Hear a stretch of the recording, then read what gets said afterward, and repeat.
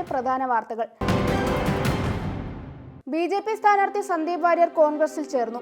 KPCC അധ്യക്ഷനും പ്രതിപക്ഷ നേതാവും സന്ദീപ് വാര്യരെ ഷോൾ അണിയിച്ച് സ്വീകരിച്ചു. കോൺഗ്രസ് ഓഫീസിലെ വാർത്താ സമ്മേളനത്തിനിടയിലായിരുന്നു സന്ദീപ് വാര്യരുടെ പാർട്ടി പ്രവേശനം. സന്ദീപിനെ സ്വാഗതം ചെയ്ത് കെ. സുധാകരനും വി.ഡി. സതീശനും സംസാരിച്ചു.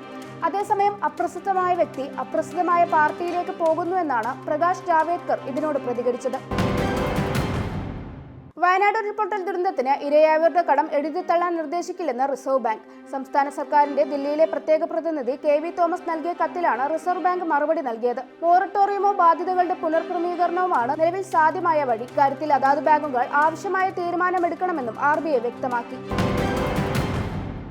വയനാട് ദുരിതാശ്വാസം വൈകുന്നതിൽ കേന്ദ്ര സർക്കാരിനെ ന്യായീകരിച്ച് ഗവർണർ ആരിഫ് മുഹമ്മദ് ഖാൻ. ഫണ്ട് സംബന്ധിച്ച് സംസ്ഥാനത്തിന്റെ വാദങ്ങൾ ശരിയല്ലെന്നും മറ്റാരേക്കാളും വയനാട്ടിലെ പുനരധിവാസം ഉറപ്പിക്കുമെന്ന് പറഞ്ഞ പ്രധാനമന്ത്രി നരേന്ദ്രമോദിയുടെ വാക്കാണ് തനിക്ക് വിശ്വാസമെന്നും ഗവർണർ കൊച്ചിയിൽ പറഞ്ഞു.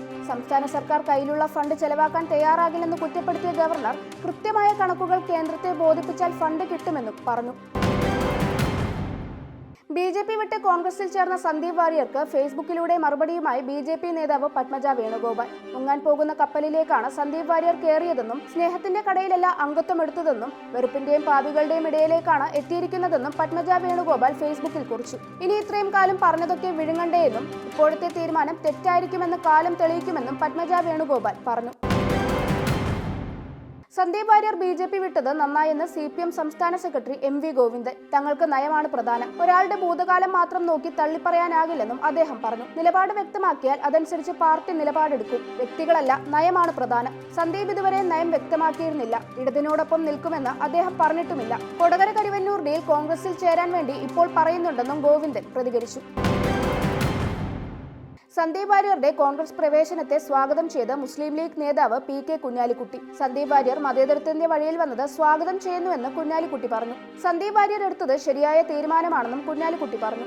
സന്ദീപ് വാര്യർക്ക് പിന്നാലെ കൂടുതൽ ബി.ജെ.പിക്കാർ കോൺഗ്രസിലേക്ക് ഒഴുകുമെന്നും കുഞ്ഞാലിക്കുട്ടി പറഞ്ഞു. ഇനിയും ബി.ജെ.പിയിൽ നിന്നും ഒട്ടേറെ പേർ കോൺഗ്രസിലേക്ക് വരും. സന്ദീപ് വാര്യർക്ക് ഇനി വിശാലമായി മുന്നോട്ട് പോകാം. കോൺഗ്രസിന് ഇനി നല്ല കാലമാണെന്നും കുഞ്ഞാലിക്കുട്ടി കൂട്ടിച്ചേർത്തു. ബി.ജെ.പി വിട്ട് കോൺഗ്രസിൽ ചേർന്ന സന്ദീപ് വാര്യരെ പരിഹസിച്ച് മന്ത്രി P.A. മുഹമ്മദ് റിയാസ്. സന്ദീപിന് RSS ശാഖയ്ക്ക് കാവൽ നിൽക്കണമെന്ന് തോന്നിയാൽ കെ.പി.സി.സി പ്രസിഡന്റ് കൂടെയുണ്ടെന്ന് മുഹമ്മദ് റിയാസ് പറഞ്ഞു. സന്ദീപ് ബി.ജെ.പിയാണോ ഉപേക്ഷിച്ചത് അതോ ബി.ജെ.പി രാഷ്ട്രീയത്തെയാണോ എന്നും മന്ത്രി ചോദിച്ചു. ഇതോടെ ഇന്നത്തെ പ്രധാന വാർത്തകൾ അവസാനിച്ചു. നന്ദി, നമസ്കാരം.